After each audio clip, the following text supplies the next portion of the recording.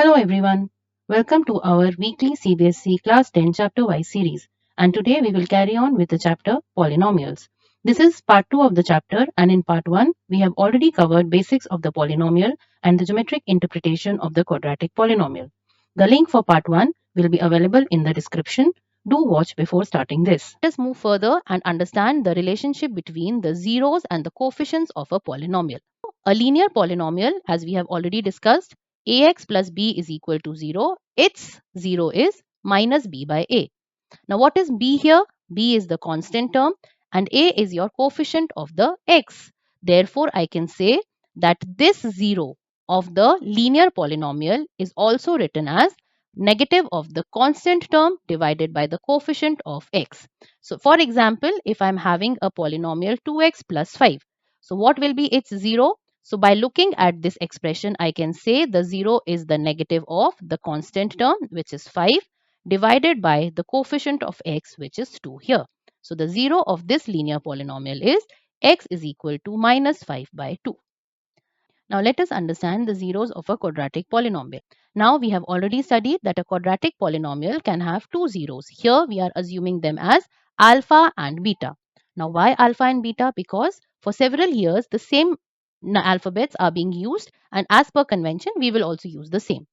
Now we want to establish a relationship between these roots and the coefficients. So let us see the coefficients first. Coefficient of x square is a, coefficient of x is b, and the constant term is c.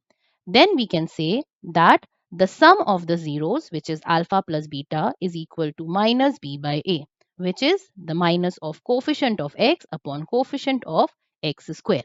What we must remember, this particular formula is very important now. Alpha plus beta is minus b by a. The second relation is the product of the zeros, alpha into beta. Now alpha into beta is equal to c by a. What is c? Constant term. What is a? Coefficient of x square. So what is the relationship between the zeros and coefficients?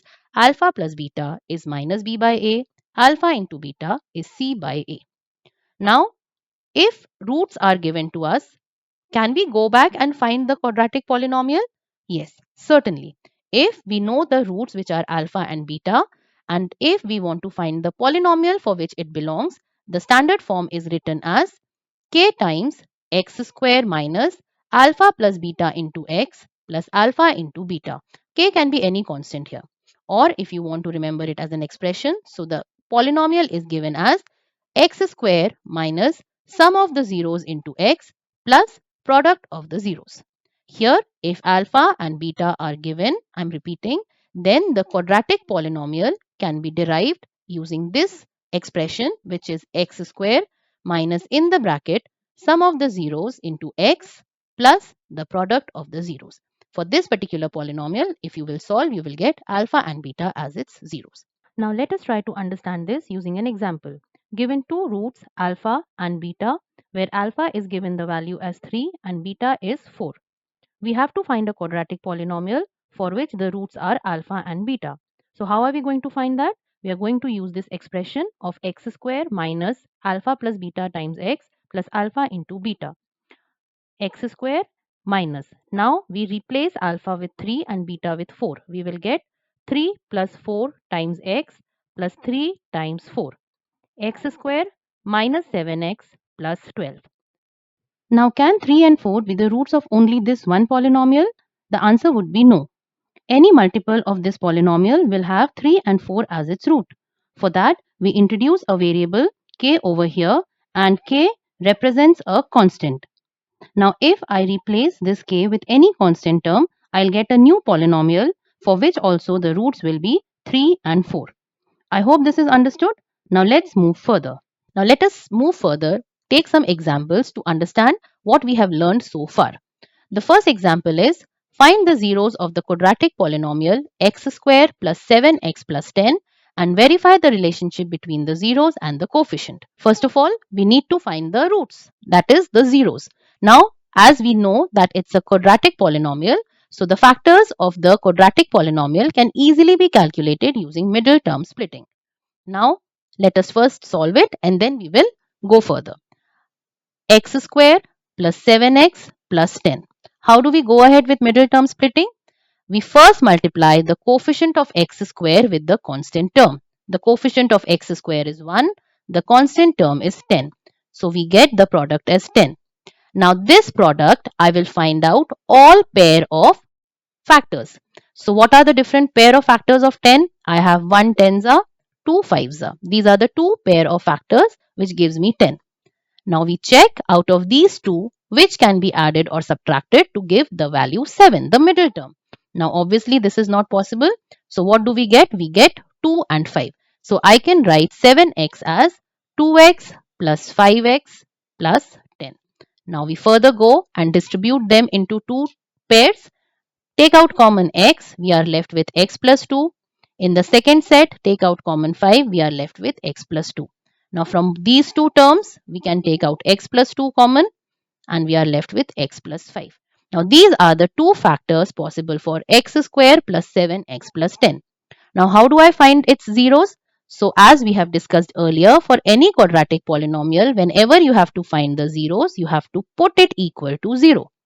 So this equal to 0 would also mean x plus 2 times x plus 5 equal to 0.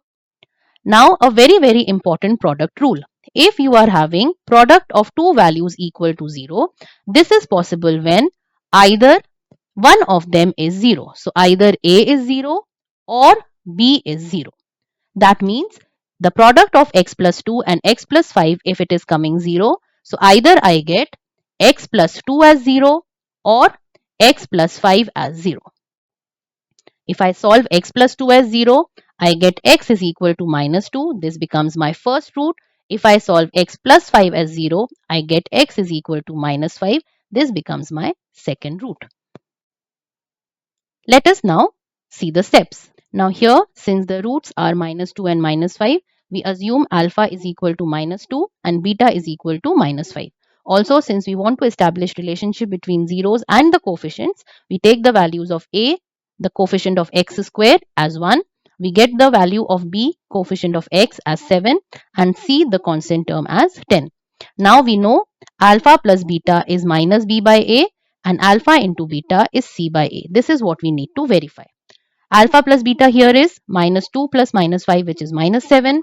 Minus b by a is again minus 7. So we got sum of the zeros is equal to minus coefficient of x upon coefficient of x square. Next, alpha into beta is minus 2 times minus 5, which is 10.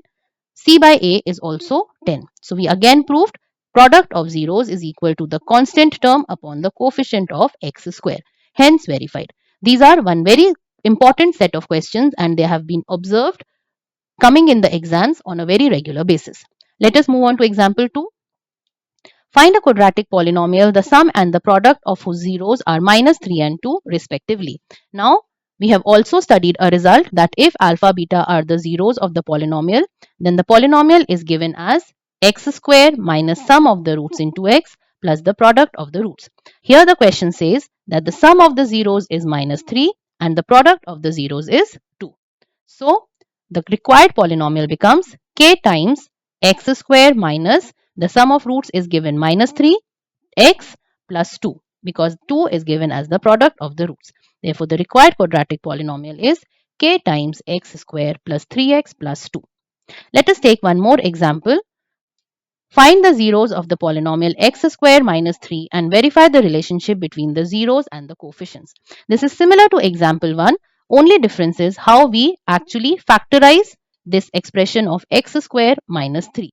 Now, if you see, the polynomial is x square minus 10. Now, in this case, we cannot simplify or factorize this using middle term splitting. So, how can we do that? We can write 10 as root 10 the whole square. Now, this expression is of the form a square minus b square and the factors for a square minus b square are a plus b into a minus b. Therefore, this expression of x square minus 10 can be written as x plus root 10 times x minus root 10. So, these are two factors of this given quadratic polynomial. When we equate it to 0, let us see from the screen. As we equate it to 0, we get x is equal to root 10 or x is equal to minus root 10. These becomes the zeros. So, one is assigned as alpha, the other is assigned as beta.